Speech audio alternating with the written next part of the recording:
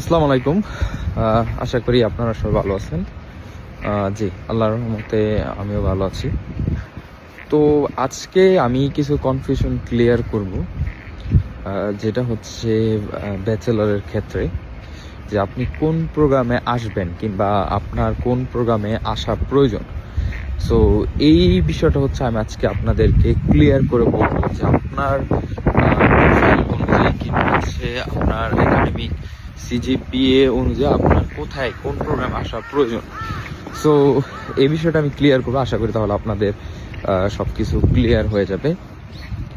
First of all হচ্ছে আপনি যদি আন্ডার গ্রেডে আসতে চান, মানে হচ্ছে ইন্টার কমপ্লিট করে সাউথ কোরিয়াতে আসতে চান, সেই ক্ষেত্রে হচ্ছে আপনার জন্য যেগুলো বেটার, যেই প্রোগ্রামগুলো অ্যাভেলেবেল আছে, সেটা হচ্ছে যদি আপনার আইএলটিএস না থাকে সেক্ষেত্রে আপনি উইদাউট আইএলটিএসে ইএপি কিংবা কেএলপি এই দুইটা হচ্ছে আপনার জন্য বেটার অপশন।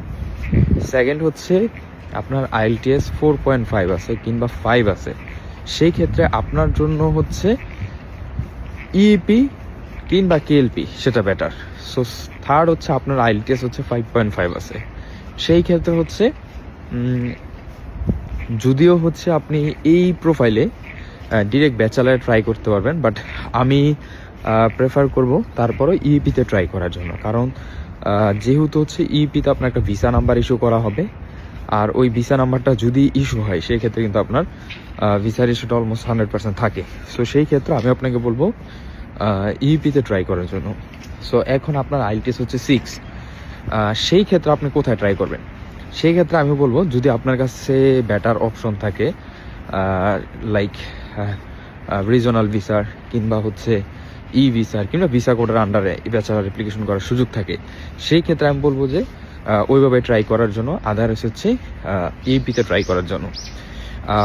এটা হচ্ছে দেন হচ্ছে আপনার যদি হচ্ছে আইএলটিএস হচ্ছে 6.5 কিংবা অ্যাবভ থাকে, তাহলে আপনি কোন প্রোগ্রামে ট্রাই করবেন? সেই ক্ষেত্রে আমি আপনাকে বলবো আপনার জন্য কিন্তু ইপি না, বুঝতে পারছেন? আপনি কিন্তু ডিরেক্টলি মেইন প্রোগ্রামে অ্যাপ্লিকেশন করতে পারছেন, এবং মেইন প্রোগ্রামের ভিতরে আবার হচ্ছে কিছু ধাপ আছে, সো সেটা আমি ক্লিয়ার করে দেব। সো মেইন প্রোগ্রামে যদি অ্যাপ্লিকেশন করেন, মেইন প্রোগ্রামের মধ্যে হচ্ছে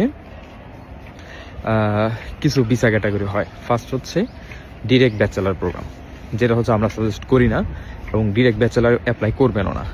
সো এখন ডিরেক্ট ব্যাচেলার ভিতরে কিছু প্রকারভেদ আছে, যেমন হচ্ছে রিজনাল ভিসা। তারপর হচ্ছে কিছু ইউনিভার্সিটি আছে যারা হচ্ছে এখন ই ভিসা দিতে পারবে কিংবা ভিসা কোড দিতে পারবে।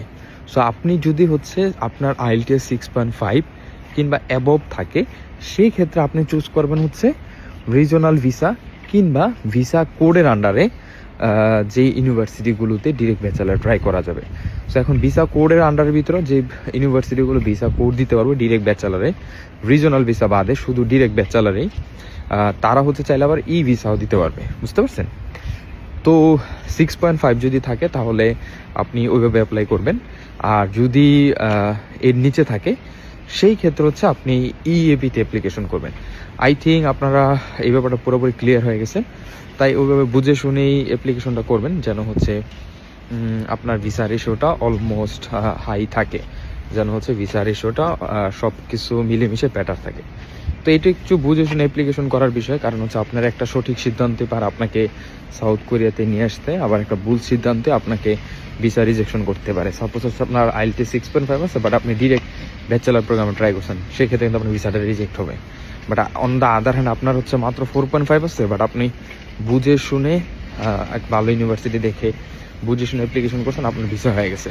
দ্যাট মিনস হচ্ছে যার হচ্ছে 6.5 আছে তার ভিসা হইলো না, কিন্তু যার মাত্র 4.5 আছে তার ভিসা হয়ে গেছে। এটা হওয়ার কারণ একটাই, সে বুঝে শুনে সঠিক সিদ্ধান্তটা নিয়েছিল। তারপরও রিজেক্ট হইতেই পারে, বাট আপনার সাইড থেকে যেন সঠিক সিদ্ধান্তটা যেন হয়। সো এই বিষয়টা হচ্ছে আপনার সাইড থেকে মেক শিওর করতে হবে। সো এটাই বলা ছিল। ইনশাল্লাহ নতুন ভিডিওতে আবার দেখা হবে। সবাই ভালো থাকবেন। আসসালামু আলাইকুম।